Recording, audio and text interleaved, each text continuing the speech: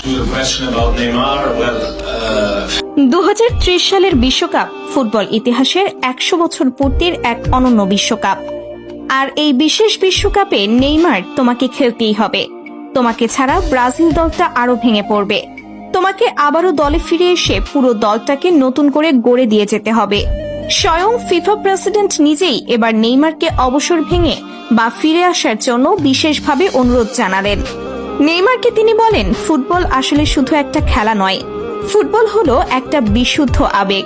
আর যখন আমরা ফুটবলের মাঠে নিখাত জাদুর কথা বলি, তখন একটা নাম আমাদের সবার মনে সবার আগে ভেসে ওঠে, নেইমার জুনিয়র। নেইমার, তুমি ফুটবলকে যা দিয়েছ তার জন্য পুরো বিশ্ব তোমার কাছে ঋণী। কিন্তু তোমার এই জাদুর গল্পটা তো এভাবে শেষ হতে পারে না।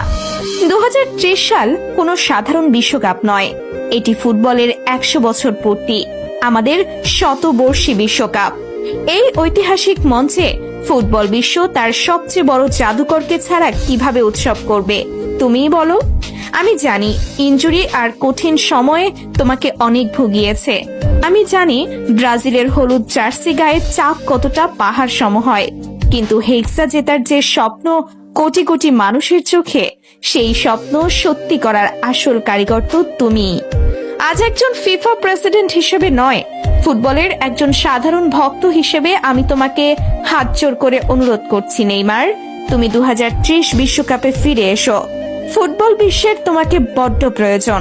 সাম্বার সেই চিরচেনা ছন্দ দেখার জন্য পুরো পৃথিবী চাতক পাখির মতো অপেক্ষা করছে। শেষ একবারের জন্য হলেও ফুটবল নামক ক্যানভাসে তোমার জাদুর তুলিটা আরেকবার ছোঁয়াও বন্ধু।